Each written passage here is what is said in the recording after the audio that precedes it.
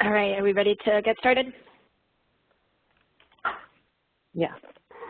Oh, okay. Okay. All right. So good afternoon, everyone, and thanks for joining today's installment of the Wednesday webinar series. My name is Kayla Prendergast, and I'm one of your hosts today, along with our wonderful experts at HUD, Dan Esterling, Kathy Sibis, and Jane Hornstein.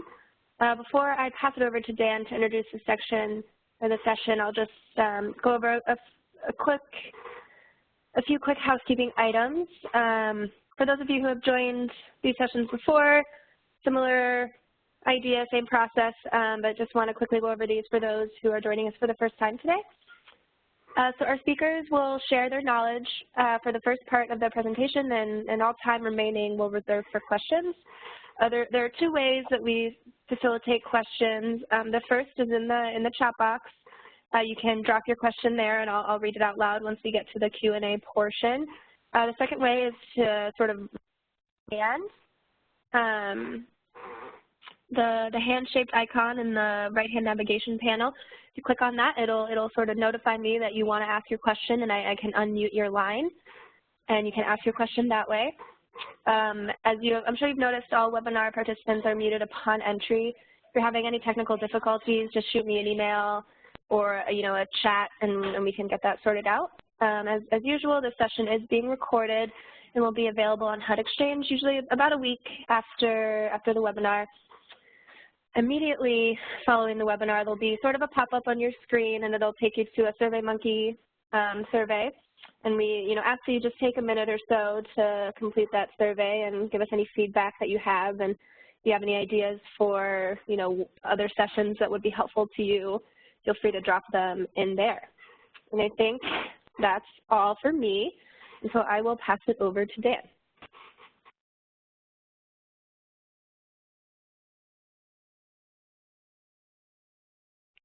Thanks, Kayla. Welcome, everybody. Today's presentation is, as Kayla mentioned, on proceeds. And our presenters today, I'm Dan Esterling with the director of the SAC, Jane Hornstein, and program analyst in the SAC, Kathy Sibis, who, if you've been to any of our other presentations, are great presenters and very knowledgeable. So excited to have them as panelists today. Next, please. Okay, so why are we here today? So this really is going to be Jane and Kathy speaking about their recently released notice, or HUD's recently released notice, PIH 2020-23, which is going to cover, what does HUD mean by proceeds, how PHAs are able to use those proceeds as they continue on in their business, the eligible uses, what consultations and approvals they need in order to utilize those proceeds, and what monitoring enforcement HUD is going to perform following the use of those proceeds. Next, please. And so just to orient everyone, as usual, we had a series. This is our ongoing series of Wednesday webinars. All the previous sessions have been recorded, and they're posted on the HUD Exchange. So if you're interested in any of these other topics, you can find them there. In addition, I just wanted to plug our common PHA board questions seminar, which is going to be coming up in just 2 weeks. So we had been doing these roughly monthly, but the next one's only in 2 weeks from now. So if you're interested in that, I think that's going to be a really good discussion as well. Next, so if you are brand new to this, or there are other folks in your organization that need a more detailed repositioning training, or really are just diving into it, we have a 4-part webinar series that was recorded also on the HUD Exchange, which is a very in-depth discussion of all the repositioning tools and options and strategies. And if you have any questions about repositioning where you want to do your own reading, if you're more of a DIYer, our repositioning website, I'll say it's undergoing some upgrades right now, but we have a lot of good materials on it. The link is there, but we have some training videos, a lot of the notices and regulations that talk about our repositioning options, case studies, and generally it's our clearinghouse for anything you want to talk about repositioning. And it's not on there, but we also have a repositioning@hud.gov email address if you can't find anything you need or you have a particular repositioning question and you're not sure who to send it to. So that email address is at the end of the presentation as well. Next. Okay, over to Jane.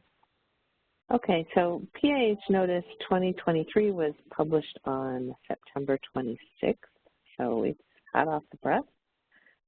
We just put it out like 2 or 3 weeks ago. It helps to clarify eligible uses of proceeds under Section 18 and Section 22 only. We did not address proceeds under Section 32, 5H programs, or turnkey 3 programs. We're still working on some of that, but for now this will help at least with Section 18 and 22. It clarifies exactly what the use of proceeds can be, how they're to be treated before they're used. I mean, once you've received the money but you haven't used it yet, what do you do with it? Any reporting requirements, and please note that this is not retroactive. So if you have proceeds already that have a SAC letter, those proceeds are still subject to your SAC letter, not necessarily to this notice. However, you're always welcome to use this as guidance. Okay, next, please. Okay, so what are proceeds? Proceeds are the result of any transaction, a disposition transaction, whether it's a sale or a ground lease, under Section 22 or Section 18. It can be realized even in a below fair market value transaction based on commensurate public benefits. So this would be like if you use a seller's note and there's actual payments on those are considered proceeds. Usually it's cash payments that come in at the acquisition, and it can be a ground lease or it can be seller notes. However they come in, that's considered proceeds. And it has to be a direct result of the disposition transaction. It would not be excess cash. So if you switch over to project-based voucher rents and they're higher and you now have excess cash, those are not considered proceeds. That's considered income, program income to the housing authority. And developer fees and profit sharing are also not considered proceeds. So, okay. So how can you use them? How can you use this money? Again, we're giving local flexibility. There's no mandate from HUD as to how it's to be used. We just put guidelines around how it can be used. Gross proceeds can be used for the reasonable cost of disposition and relocation. Net proceeds have to be for the provision of low-income housing, and note that that's different from affordable housing. Low-income housing, based on the 1937 Act, is housing that's at or below 80% of area median income. Affordable housing, which is typically more often low-income housing tax credits, are not usually the same. Low-income housing usually also means subsidies from HUD, so whether it's vouchers or public housing or something like that. It also must benefit the residents of the public housing agency and leverage amounts of, and you can also leveraging amounts for securing commercial enterprises. Okay. So gross proceeds, again, relocation costs are moving, consulting, hiring a relocation specialist, security deposits, utility deposits. Those can all be covered out of proceeds, as well as the reasonable cost of dispositions. So environmental reviews, rehab estimates, appraisals, reasonable consulting fees, marketing analysis, any transaction costs, brokerage fees, attorney's fees, title fees, closing fees, all of that can be covered out of proceeds. We do require that if you're going to use it for those purposes, please notify the SAC as part of your application so that we can note that in the SAC letter. We will put in there that it would be it would have to be described, and we would have to notify, say yes, that these are all approved uses in the SAC letter. The gross proceeds are not addressed explicitly in 24 CFR 972, which is part of Section 22. But again, it's just good practice. So it's not required for Section 22. Okay. These are the eligible uses for net proceeds would be modernization and development of public housing, PBV projects, the cost to the project owner, operations of public housing, any RAD conversions that you're doing, you can use proceeds for. It can be used for commercial uses. It can also be used for increasing the supply, availability, and utilization of low-income housing. So things like recruiting landlords under your voucher program, you can use proceeds for that. And other uses as approved by HUD. So if you have other uses, just please let us know. And I'm going to turn it to Kathy now to give you a lot more detail as to what each of those means. I know we're going quickly. Okay, Kathy. Great. Thank you, Jane. I'm going to pick up with net proceeds, operation, modernization, and development of public housing. So the really nice thing about what the notice does here is it really tries to streamline this use, and what we're looking for here is really kind of a check the box. So we're looking for you to tell the SAC, yes, I plan to use proceeds to develop, modernize, or operate public housing. And we don't really need to know exactly what eligible use, the specific use, like we don't need to know what roof is going to be replaced in terms of modernizing a public housing project, or what kind of operational expense the proceeds will be used for. As long as it's an eligible use of CAP funds or OP funds, it's an eligible use of proceeds. And so on the SAC application, you'll kind of check the box on the 52860A and include a brief description, but really we're not looking for much. And then if it is a modernization or development use, a 905 use, you will also include the use of proceeds in the 5-year CFP plan through EPIC. And we're working with the Office of Capital Improvements on that, but our understanding is there'll be a little box or a line item on EPIC where you can actually insert the proceeds amount that you will be putting into using for capital fund purposes that year. So the final thing I want to point out here is this is exclusively for public housing modernization, operation, or development. There's not, this isn't equivalent on the HCV operation side. So it is possible to use proceeds for certain Section 8 operational costs, but they're more caveated and limited, so we'll get to that later. But for this first use, it's really operation development of public or modernization of public housing units. Okay, next. So the next use is there's a whole lot of flexibility here. This is using proceeds for the development cost of the PBV owner. So this is not cost of the public housing agency as administrator of project-based voucher units. It's cost to a PBV project owner to develop and operate PBV units, or to develop PBV units. Here, the Public Housing Authority doesn't need to own the PBV project. It can contribute the proceeds to a third-party PBV project owner, including through the use of a permanent loan in order to allow PBV units to be developed. So as part of the SAC application, the notice explains certain things that the Housing Authority should provide the SAC in terms of the planned PBV project that it wants to contribute proceeds towards.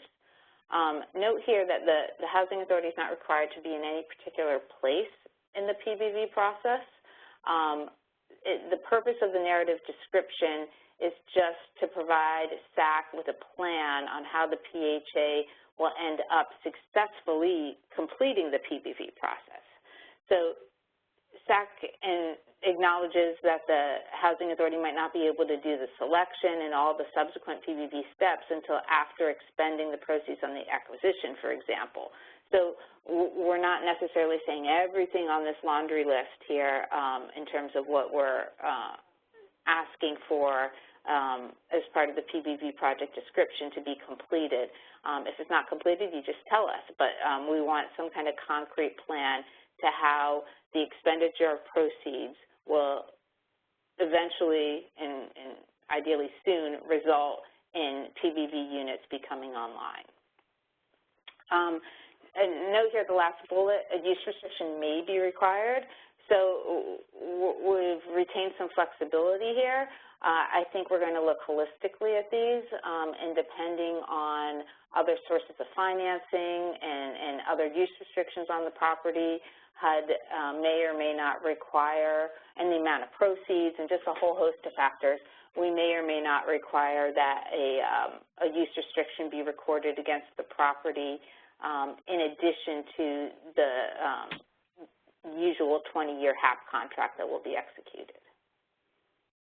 Okay, I think that about covers everything. I guess the final thing I'll note here is under this use, a Housing Authority could use proceeds either directly for the PBV project cost to bring the units under a PBV HAP, such as acquisition costs or costs to do minor repairs before HAP. Or the Housing Authority, as I said before, could use the proceeds as a loan to a third party to do a similar acquisition or minor repair or rehab cost in order to get the units ready to come under HAP. Okay. Next is net proceeds, increasing the supply, availability, and utilization of low-income housing. So here is where it could be possible to use proceeds for some HCV operational or administrative expenses. The important thing to note here is it's not like public housing operations where really any eligible cost of or any eligible use of public housing op funds is an eligible use of proceeds. It's very broad there, and we're kind of mimicking the same standards as 990. Here, it's not any eligible use of Section 8 admin fee is an eligible use of proceeds. Here, the Housing Authority has to demonstrate or make a nexus that the expenditure of proceeds for certain administrative and operational costs of the HCV program will increase the supply, availability, and utilization of low-income housing. And I know that sounds really technical and legal, and it's because it is, but that's the language that you know, we worked out with OGC that we have to operate under in order to allow proceeds to be used for these kinds of HCV operational expenses. But the really neat thing here is these uses could potentially be more expansive than Section 8 HCV administrative fee uses. For instance, HCV admin fee can't be used to pay security and utility deposits, but proceeds could be used to pay security and utility deposits for to help families come under HCV leases and increasing the utilization of the vouchers by assisting them with these security and utility deposits in the normal HCV program. So there's a lot of creative uses that housing authorities could use proceeds for to further their Section 8 HCV utilization and operational goals. Okay, next. So before we review, we were actually missing one slide here, and we'll be sure to update it before we post this final and circulate it. But the other final. So Kathy, I was actually able to add it in really quick, so here we go. Thank you, Kayla. The final use before we get to review is proceeds can be used for RAD purposes. So they can be used as a source of capital to support the RAD conversions. So really, anything on the RAD budget, you can use proceeds for. So you'll include the proceeds as a line item in the RAD financing plan or the RAD documents. You'll also kind of check the box on the SAC application that the plan is to use a certain amount of proceeds for RAD. So you'll tell the SAC, you'll tell RECAP, and then you can use proceeds to further for financing in a RAD transaction. So that's pretty straightforward. Okay, so let's do a quick review. So development, we're just going to go through kind of a list here of uses and discuss whether it's an eligible or ineligible use of proceeds. So development of PBV or public housing units. Yes, it is an eligible use. Development of tax credit units or other units that are not PBV or public housing use. And the answer there is no. And again, this is a distinction Jane made at the beginning of the call, that proceeds can't be used for just any affordable housing uses. They can't even be used for uses that are to benefit or housing for low-income families, 80% and below, as defined by the 1937 Act. The statutory language is even more limited to low-income families. It's the provision of low-income housing, which is generally the development of only PBV or public housing units. This is a really important point. And note that this use is more limited, too, than the affordable housing purposes definition in the RAD notice that allows proceeds, certain RAD proceeds to be used for affordable housing purposes. That is more expansive, and proceeds there can really be used for housing for any housing purposes that serve families at 80% and below. And again, Section 18 proceeds, more limited. If you're putting them into hard units, they need to be PBV or public housing units. Next use, the modernization of public housing units. Yes, and again, it's pretty streamlined. Just check the box on the SAC application, include it in your 5-year CFP plan, and proceed with using proceeds for that purposes. Social services for public housing residents. This would be a clear yes, because again, it's an eligible use of operating funds under 990, so it's an eligible use of proceeds. The next one is social services for Section 8 residents. This one is a little more caveated, and it depends on a kind of a case-by-case use of what the particular social services are. If we're talking about, for instance, a Section 8 agency, an agency that only has a Section 8 program and it has kind of some remaining proceeds because it, for instance, closed out the remainder of its public housing units under Section 1850 and under, streamlined voluntary conversion, and let's say it's now a Section 8 only agency, it's sitting on a pot of proceeds, and it wants to use them for social services for Section 8 residents. So here it really depends on if those social services are going to increase the supply, availability, or utilization of vouchers. When we talked about that use a few slides ago.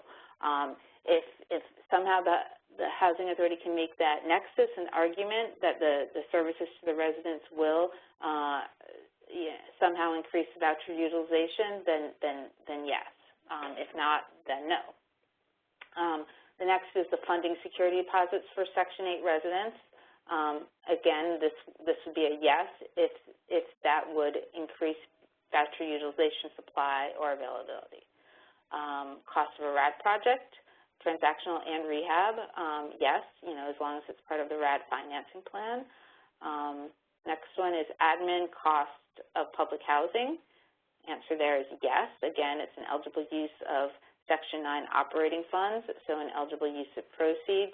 The only caveat there is you can't exceed the salary caps, and I think I failed to mention that on the previous slide, but that's just an important caveat to remember. And then the final is admin cost, again, salary of Section 8 HCV. And this is, again, it depends. Yes, if the services will increase the voucher utilization, supply, or availability, such as hiring a new staff person to do mobility counseling or something like that. Okay, let's go on. So after you determine or think you determine a really great use of the proceeds you have or will realize as a result of a Section 18 or 22 transaction, it's important to consult with the board, residents, public, and the local government officials on that proposed use to the maximum extent feasible. So generally, all these consultations on proceeds are going to occur just in conjunction with the consultations on the SAC application. So when you brief the board and get board approval to submit the SAC application to HUD, if you're going to receive significant proceeds and have a proposed use, you know, that should obviously be disclosed and discussed as part of the Board of Commissioners meeting and approval. And the same with residents, public, and local government officials. With the public, you know, the consultation will occur as part of the PHA plan that includes the SAC application. So as part of any discussion, you know, again, if there's going to be proceeds, that should all be kind of disclosed and discussed as a best practice, even though it might not be explicitly noted in any of the consultation requirements. Okay, next. So a housing authority, you know, certain SAC programs and RAD programs require housing authorities to close out their public housing programs. And even if closeout's not required, some housing authorities that get down to 0 units will choose to close out their public housing programs and terminate their ACCs with HUD. So having unexpended proceeds doesn't stop that, and a housing authority can still close out with unexpended proceeds. But as part of the closeout process, the field office will confirm that there is either an approval in place that the housing authority can continue to spend the proceeds, for instance, for Section 8 related purposes, or if there are unexpended proceeds and there's no approved plan for an eligible use, then that might need to occur through certain approvals or plans before HUD will terminate the ACC with the housing authority. So just something to be mindful of. If the housing authority will be closing out, to make sure whatever use you're thinking is going to be eligible as a Section 8 HCV only agency, or you have another plan for the proceeds. The final thing I'll note here is if a housing authority, for instance, is a public housing only agency and is just planning on closing out, terminating its ACC, and it is contemplating a Section 18 or 22 streamlined voluntary conversion action where proceeds will be realized, one thing it can do in lieu of just returning the proceeds to HUD as part of the closeout would be to voluntary transfer or consolidate with another housing authority after it removes all of its public housing units. And it can do this through PIH Notice 2014-24, and in this instance, it could just transfer this pot of proceeds that it has maybe just even acquired through the Section 18 or streamlined voluntary conversion transaction, and it can just transfer that pot of proceeds to another housing authority with a Section 9 program to use for any eligible purposes. And that's kind of a nice way to ensure that the proceeds will continue to be used for low-income housing if a particular housing authority just kind of wants out of the program altogether. We're also seeing some really creative uses of this. We have one instance where some housing authorities, a non-moving to work agency is partnering with a moving to work agency to transfer its proceeds to that moving to work agency. And then once the moving to work agency gets the proceeds, it can use them for really any eligible moving to work purpose and exercise all its moving to work flexibilities in using those newly acquired proceeds as part of the consolidation process. So some creative uses and ideas to make sure proceeds aren't recaptured. Okay, next. So in terms of the logistics about how a housing authority requests and receives HUD approval for for one of these uses that we just discussed. In the Section 18 application, 970.7, I think A10 is pretty clear that the housing authority must describe the use of proceeds as part of the Section 18 application.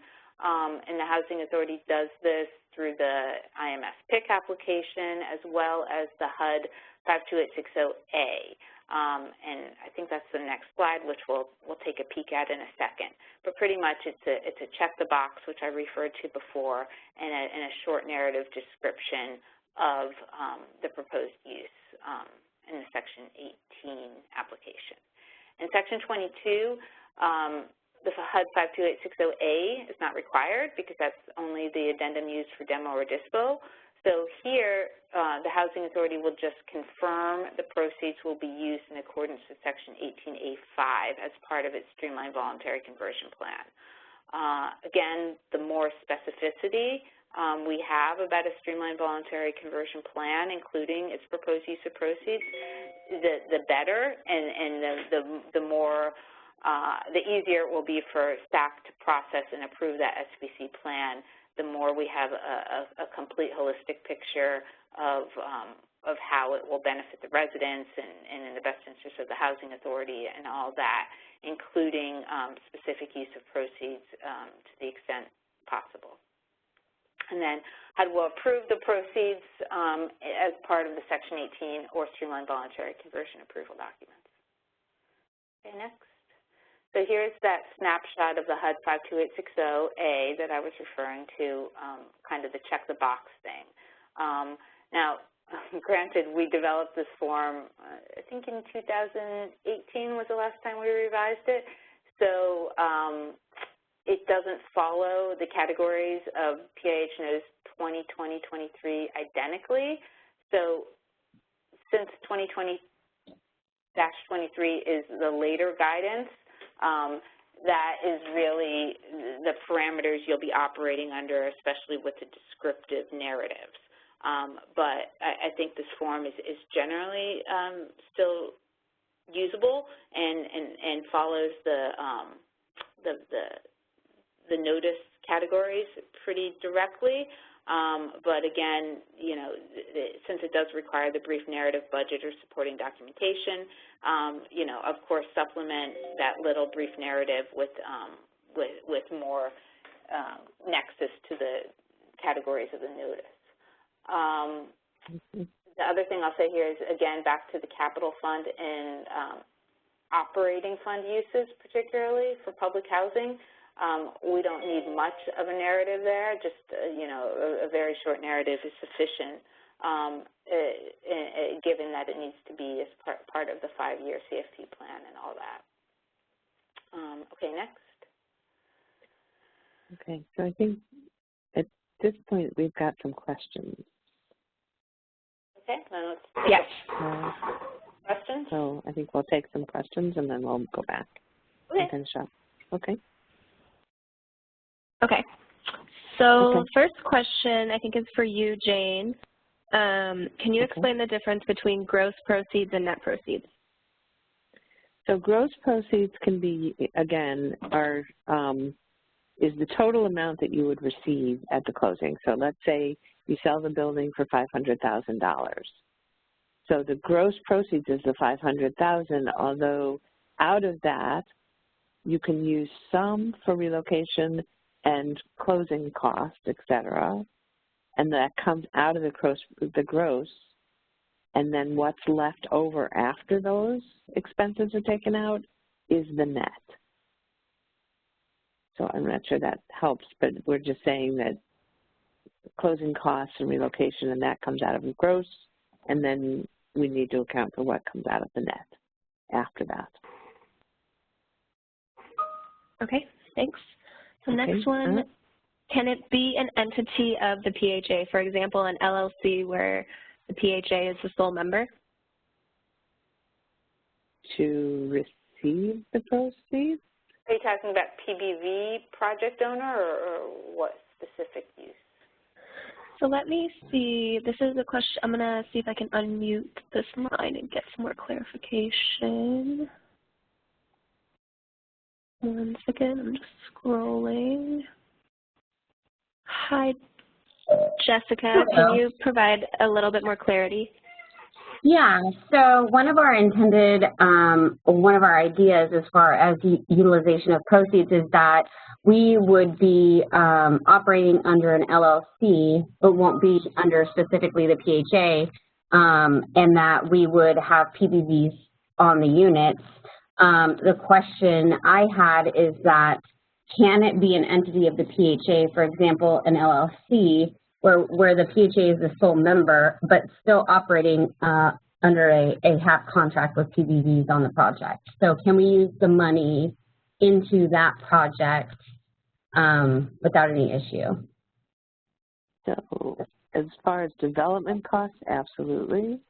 Okay. To supplement operations is a little more complicated. I think the idea is for the development costs, and the hard part is when you're in development, you know, the PHA is potentially fronting the money on it, but if the intent is to use it to repay back those development costs that potentially were used beforehand, the timing is all very challenging when we're talking development and the awarding of the CBVs and all of that. So I wondered what that would look like. So it can definitely go in as development costs. I think the timing is kind of, because Kathy, can we use it to repay? So let's say the Housing Authority put other monies in and they want to take out a loan or something with proceeds. I think that's still okay, isn't it? Yeah, I think it could be. Again, I think, you know, we're looking to kind of just see the plan, how the contribution of proceeds through whatever structure is going to end up in the development of the PBV units. So, you know, there's no real regulatory provisions directing this. So, you know, I think we'd want to see your plan. So if your plan would say, okay, the Housing Authority will get the proceeds, then it'll loan them to the LLC, or, you know, and then the LLC will do something. So I think we just need kind of to see the plan, and then, but I think it's possible. So just so I understand, after the Housing Authority would get the money, how would it contribute them to the LLC? Oh, are you asking me? It just really depends on the timing. The idea could be that potentially we use like our architect costs, or potentially some modifications to the property specifically for services, or whatever it would be. The Housing Authority would potentially be fronting the money for it. It would go in as a line item, like a construction in progress, or there'd be a way to code it and follow the dollars. So we could track those completely separate, maybe potentially as a sponsor loan, or whichever way HUD felt would be the best way to document it. And then when the project actually opens, you know, or closes, when the construction close actually takes place, then potentially, if we've got that, if we've closed out all of our public housing by that point, potentially those proceeds then could roll back to the LLC, which would then pay back the housing authority. That's how I would see the flow of funds happening. Yeah, so I think that's all possible. And Jane, I don't know if you have thoughts, but my two initial thoughts are proceeds can't be used for short-term loans. So we would just have to make sure that it's not like someone would get the money back after 3 years, and it was just kind of like this holding thing, and then they'd get the money back free and clear after 3 years. Well, that's not a use of proceeds. Then in that instance, the proceeds weren't really, quote unquote, used to develop the PBV units. It was just kind of money moving around and a way to get the money unrestricted. So that wouldn't be okay. And then the other caveat I would say is proceeds can be used for certain pre-development expenses related to PBV development, you know, architect and engineering and scoping out the scene, but that kind of stuff. That would require kind of a separate HUD approval if you're, or SAC approval if you want to use them for pre-development expenses. Okay, and then like the environmental reviews, those type of things that would be specific to operating a project with PBVs, those would be also approved costs, right? Right. Yeah. Okay. Great. Thank you. Yeah. So the other thing to just be aware of, if it does come in as a sponsor loan, it will have tax implications, and you should look at how. I mean, it's not just HUD making that decision; those are IRS considerations as well. Okay. Okay. Thanks, Jane and Kathy. We have a few more. Okay. Can you talk a little bit about commercial uses? So I'll start and Jane can chime in here. So I've been at the SAC, I don't know exactly how long, but I think over 15 years, and I can't recall any time the SAC has ever approved proceeds for commercial uses. So it's a very, it hasn't been used much, if at all. And I think right now we're just going to be looking at these on a case-by-case basis and seeing what housing authorities can propose based on that statutory and regulatory language. We have discussed a bit with OGC and tried to just flesh this out a little bit. I think where we're at is, you know, when it says leveraging amounts for securing on-site commercial enterprises, leveraging will almost always mean a loan, where PHA takes the proceeds and loans them, it puts it in the form of a loan to bring on commercial enterprises. The language, commercial enterprises, you know, that appropriate or whatever to serve the public house or the residents, that, you know, things could include local grocery stores, beauty salons, anything that's appropriate for the local or to serve the residents. One thing that's still kind of being discussed is what on-site means, whether the commercial enterprise would have to be on the land under a DOT or a DORC, or whether it could possibly be adjoining land to a public housing site, in order to make it a little easier to have commercial enterprises be located, you know, on property to serve residents on property not under a DOT, but maybe next to a DOT. So we're still exploring that on-site issue with residents, but you know, we don't have a lot of guidance. We opted not to go into a lot of detail through this notice. So I think we're open to just evaluating housing authorities' proposals for this use on a case-by-case basis. And Jane, I don't know if you have anything to add to that. No, I mean, just make sure that if it is, I mean, if you're considering it, it has to be some kind of commercial use that will support the residents in some way. And we'll need to see that tie. Okay. Okay. So we have another person who wants to ask their question verbally, so I will go ahead and unmute your line, Tammy. Hi, Jane and Kathy. Hi. So my question is, if you, okay, we want to sell some vacant lots that are not necessary, and we're not going to rebuild on them. They were demolished some years back, and our intention is to sell them via auction, through a public auction. My question is, can we deduct the auctioneering cost and advertising cost of the auction from the gross proceeds, and then determine that the net proceeds will be will have a to be determined use on the 52860A form? Because we're in the process now of really reevaluating our we're working on our repositioning and evaluating our development strategy going forward. So we don't have concrete plans at this point. There are several options, but they're not specific yet. So you can, I think our preference is going to, and we'll push you a little hard, to try to at least put down what your preferences are going to be. Mm-hmm.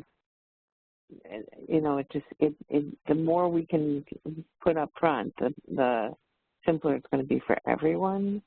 Right. But, you know, we do know that plans change over time, and, you know, you can't, you know, you may say that this is what you want to do today, and another opportunity comes up tomorrow and you change your mind. So that happens, we understand that. But I think the more information you can put up front in the application, the cleaner it's just going to be. So in the application, in the narrative, we can indicate that these are the things that we have in mind, or that, you know, we're potentially planning, but we haven't, you know, they're not cast in stone yet. But, you know, we'll you know, I think that's helpful. Yeah. You can then say these are approved uses, or this is not an approved. I mean, we can tell you up front that whether it is or not. Yeah.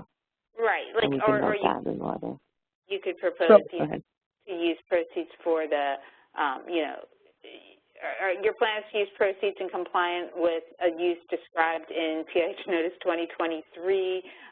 Specifically, you're thinking you will likely use proceeds for this, or this. You know, like, you know, just, and you can be broad. You know, if you don't have concrete uses, just try to just at least say you're going to use them in compliance with the notice, and you're thinking these 1 or 2 or 3 the eligible uses or something. Okay, gotcha.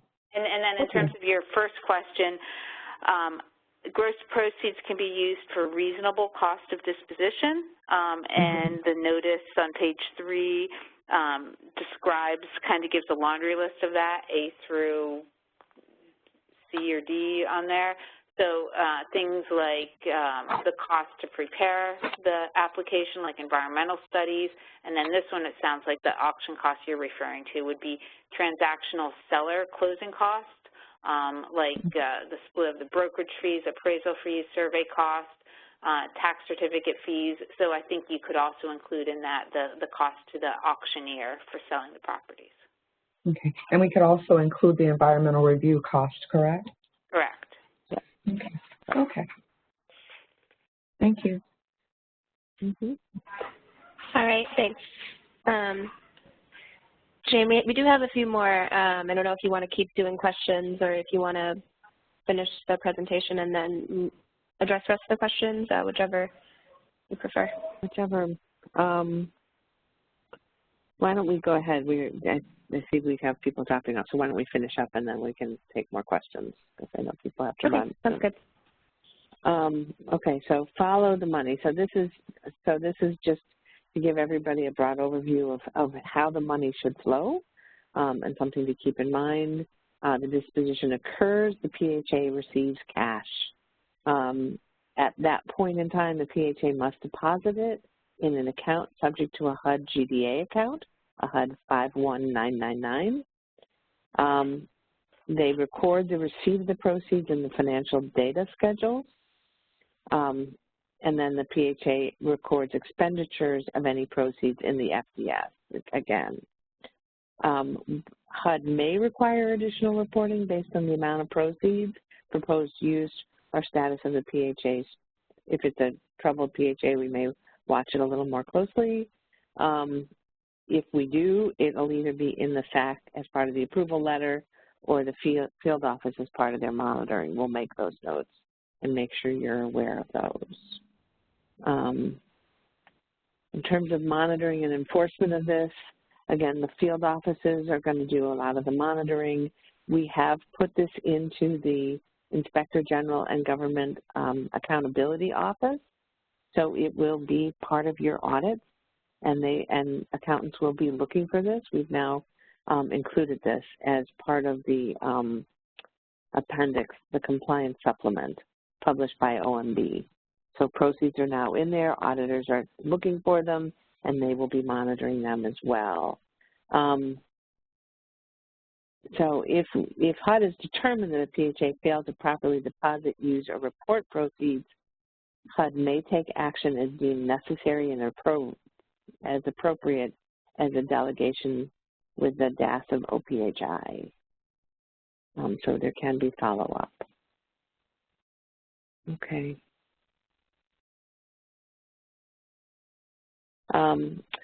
So additional resources on this, again, there's the PIH Notice 2020-23, and we have the compliance, the Part 200 compliance, pages 446 and 447, that actually shows what auditors will look for when they're monitoring your proceeds. We have more information on the SAC webpage and the repositioning web pages. So just know that those resources are available to you, and you can look them up at any time. Okay. I'll turn it back to Dan. Yeah, thanks. Jane just covered these additional resources and just wanted to highlight the repositioning inbox in case you wanted to send things this way. But other than that, I think we can take questions now. Perfect. Okay. All right. So next question, can a loan from a PHA using COCC dollars be paid back to the PHA at closing using proceeds? Even if it was used for pre-development, and the COCC loan was used for development up front? I think so. Would come in as a loan. Kathy, do you think otherwise? Yeah, could you repeat that one more time? What kind of loan? COCC. They're using other public housing funds to do some of the pre-development work, and then they pay that back at the closing by creating a loan using proceeds. I think that's similar to what Jessica asked earlier. I think that's fine. Yeah, it should. And the development would be PBV units or public housing units? PBV units? No, they didn't say. Yes, PBV units. Mr. Daniels, I'm just going to unmute your line so you can clarify.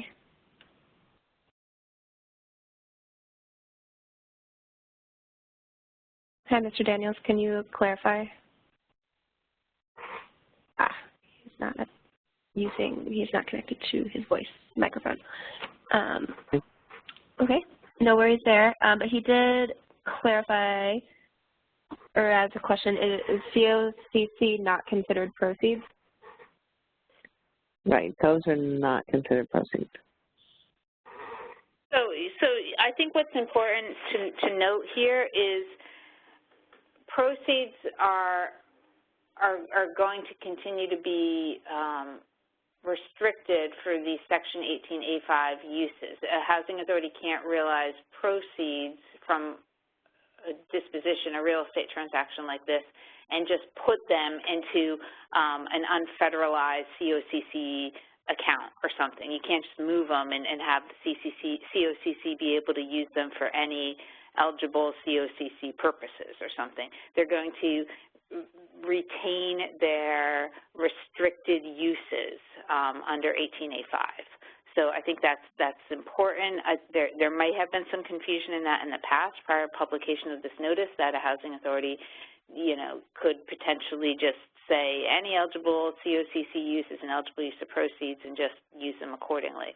But again, it's more limited eligible uses as described in this notice.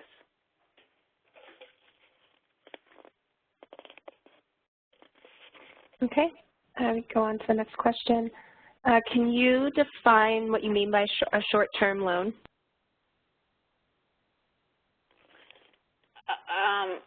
And Jane, chime in here. I think, you know, I don't think we have a specific year base on that. We just want it to be a permanent loan. We want it to be obvious through the transactional details when you describe how the proceeds will be used for PBV development, that it will be, you know, the loan will actually enable the permanent development of the units, and it's not just a movement of money. Yeah. Right. It shouldn't be used for bridge loans or construction loans. It should be permanent loans. Okay. So I'm going to unmute a line. Someone has their hand raised. Jinian, if you want to go ahead and ask your question.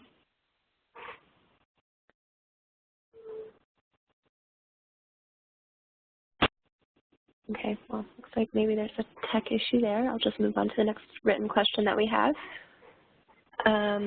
If a RAD project closed a couple of years ago, can proceeds be used to do property upgrades?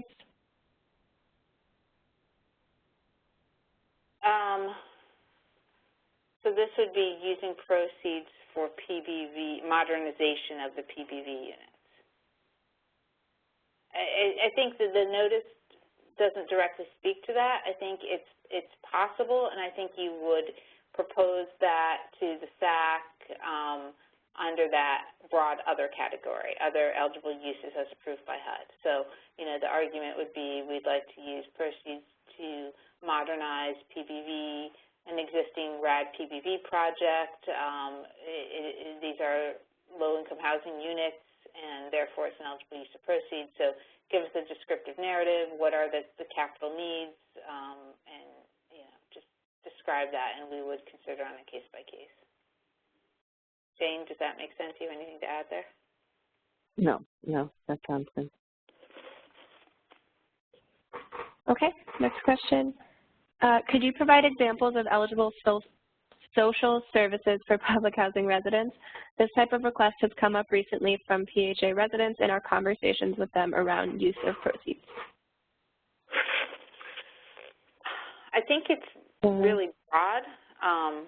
Jane, I don't know if you have anything to add, but it really, you know, I would just go back to any social services that the Housing Authority could use operating funds for could potentially be used, they could use proceeds for in terms of supporting residents with social services. Job training, things, daycare, things like that. Yeah. Job training, child care, you know, prison reentry potential, just anything. I think there's a lot of flexibility and creativity that could be employed. Mm-hmm. I think also some housing authorities have said if they don't have FSS grants or ROS grants, if they could use proceeds to do similar kinds of programming, and I think that's potentially possible. You know, we're open to seeing housing authorities' proposals here. Okay, great. Next question. Can proceeds be used to encourage employment of low-income LIPH residents by promoting commercial development that includes job creation? Is supporting a Jobs Plus program by promoting local job creation by promoting commercial development? Got a little lost in the second question there, but try to answer the first one. I mean, I think that's probably okay too. I mean, we would prefer to see more job training than necessarily as part of the commercial development. But, I mean, if job training is building and construction work, then, yeah, I think that makes sense. Okay, great. Can proceeds be used to pay CFFP debt? Yes. So that is, it's described in the notice, and it's under public housing modernization or development, and it speaks to, you know, that kind of repayment of that kind of debt is under that category. I think we say in the notice, you know, yeah, the development eligible use, since it's an eligible use of CAP funds, it could be an eligible use of proceeds.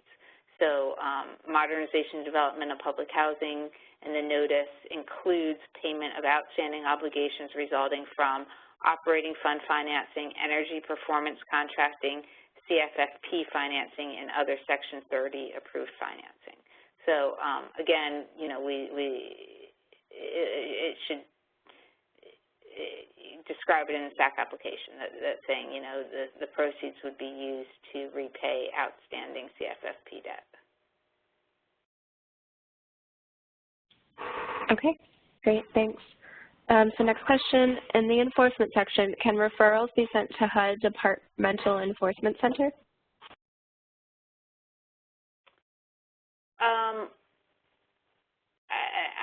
I don't know exactly, Jane. I don't know if you can speak to that. I mean, again, the official delegations say the enforcement authority is with the DAS of OPHI. So I think in the past when we've worked to the DEC on potential proceeds enforcement issues, they've made recommendations that the DAS of OPHI take certain enforcement actions. So I don't think, you know, certainly the DEC could get involved in helping to review and analyze potential violations, but I don't think the DEC can take enforcement actions without the DAS of OPHI.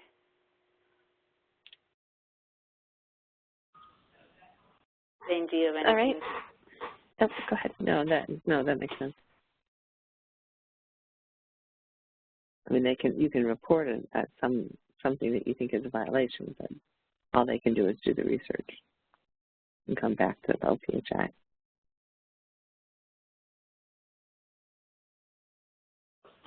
All right, next question. Would it be okay to use net proceeds in the disposition of public housing scattered sites to pay off a CFP loan? Yeah. Yeah, again, that was just what was covered. So, yeah, they would say, you know, after we dispose of all these scattered sites, we're going to have this pot of money and we're going to use it to pay off CFFP. That would be eligible. Okay. Cool. Next question. And this is a follow-up on the earlier COCC question. If COCC is advanced as a loan, can the repayment be proceeds? So in other words, they pay off the COCC loan using proceeds. And yes, they can do that if it's into like a PBV project or a modernization project, yes. If it's not an eligible use of proceeds, then no, you can't just, right. If it went into a tax credit project, no. It's not an eligible use of COCC funding or proceeds. So. Okay.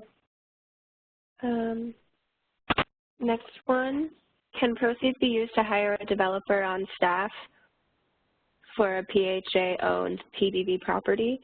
To clarify, the developer would be hired to develop a PBV property. So, and James, chime in here, but I don't know that we want, like, the proceeds to just pay for the development fee, kind of aside of a whole, you know, PBV budget.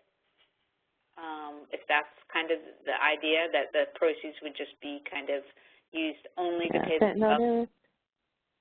They're talking about hiring a developer on staff. I don't think that would be, I mean, you could potentially do a contract for a developer, but developers typically get paid out of a development fee, and therefore that should be part of the development budget. So I'm not, I mean, it can be used if you're going to develop ACC units, I guess, because you can then pay a staff member using operating funds. But if it's to do a PDV development, I would suggest that that money, that anything that you're paying them would be paid out of the development budget itself and in the form of a development fee, and not to include them on staff. But I'm not sure that answered the question.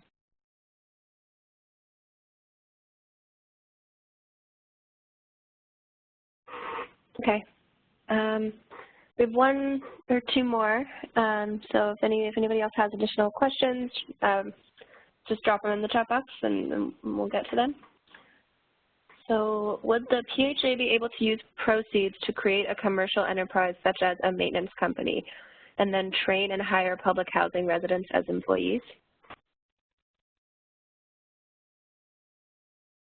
You mean using it as a seed capital for training purposes and bringing, and then hiring residents?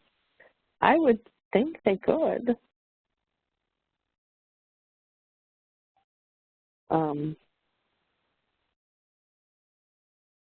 We'd have to take a look at that.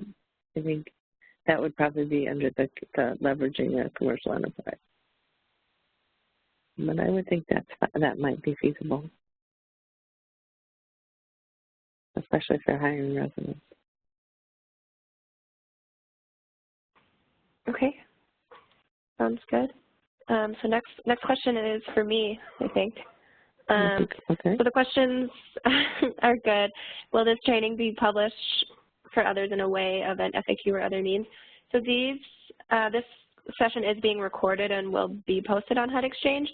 In terms of an FAQ, I'm not sure if that's something that that we are going to do at this point, but this session will definitely be recorded, and everything is available on HUD Exchange. And then PowerPoint will be made available too. Yes, of course. Thank you. Yeah. So one more question. Can proceeds be used to engage a development consultant to assist with repositioning strategy for public housing units? Yeah, I think so, and I think this would fall under just operational uses, so any eligible use of 990 would also be an eligible use of proceeds, and the idea would be, hiring a consultant to explore, to explore options for public housing, the future of your public housing units, which could include repositioning tools. It could also include, EPC and CFFP and other ways to kind of maintain and possibly reposition public housing in the best way for the community. So it would be, since public housing operational costs can be used for these, I think proceeds could be used as well.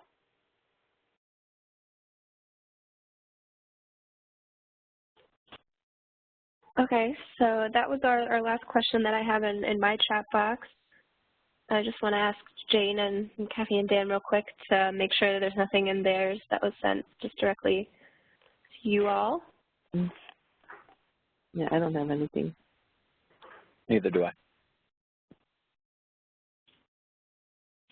Okay, we had one more, a follow-up to the question about scattered sites and a CFP loan. I'm talking about an in-house development coordinator to pull the project together and all the consultants.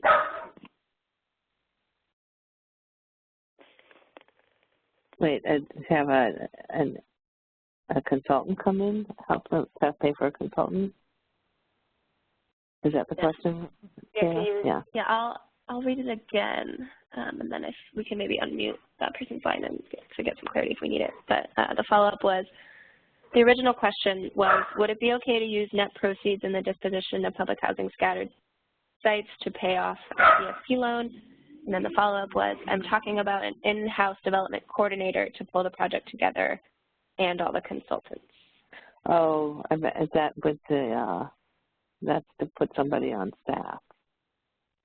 I mean, it can be used for any use that an operating fund can be used for. So if operating funds can be used for that purpose, proceeds can too. I don't know if that answered the question.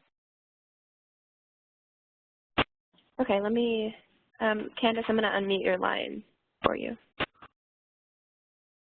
Can you hear me? Yep, we can hear you. Okay. So the question is, so we don't have operating funds because we don't have public housing anymore, and we want to develop a PHA-owned property that would have PBV. And we're a small housing company, so we wanted to hire a development coordinator. But essentially the person is working from the HCV side because it would be a PBV property, so I wanted to know if it would be okay to use those funds to pay that person's salary.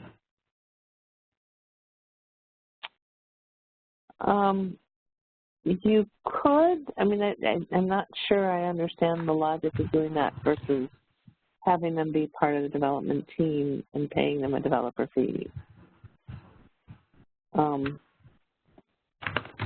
We're not talking about the developer fee. We're talking about someone in-house who coordinates all the developments that we have going on and make sure. So we would still have to hire a developer to do the traditional development portion, but we do need someone in-house to manage all the developments that are happening. And is this PBV development or public housing development? We would like to do a PBV development. We don't have any more public housing. So to pay the staffing costs, housing authority staffing costs of someone in-house to kind of oversee the housing authority's PBV development. Yes, and we're hoping to do multiple, yes. So the notice does speak to this a bit. So if this were eligible, it would be under that broad increasing the supply availability and utilization of low-income housing. And this is section F of the notice on page 7. And the last bullet on that eligible use states administrative costs associated with the PBV program, such as running a PBV competition, making the selections, carrying out PHA pre-HAP responsibilities. So if what you're talking about could be those kind of administrative costs and the staffing costs associated with that, I think proceeds could be used. If you're talking about cost of PBV projects, like a PHA-owned PBV project and developing a PBV project, then that would have to fall under the PBV project cost. Got it. And again, we'd need to see the Housing Authority's plan for how the hiring of the developer, this development person on staff is going to result in more hard PBV units. Got it. Thank you.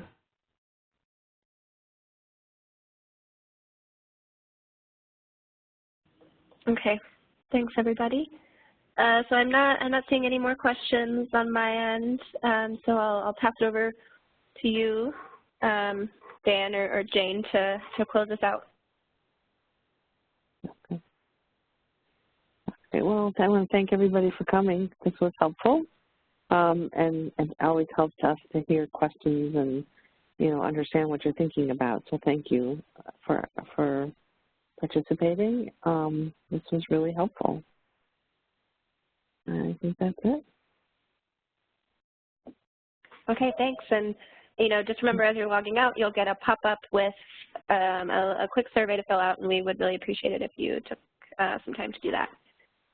Enjoy the rest of your day, everybody. Thanks. Thanks, everybody.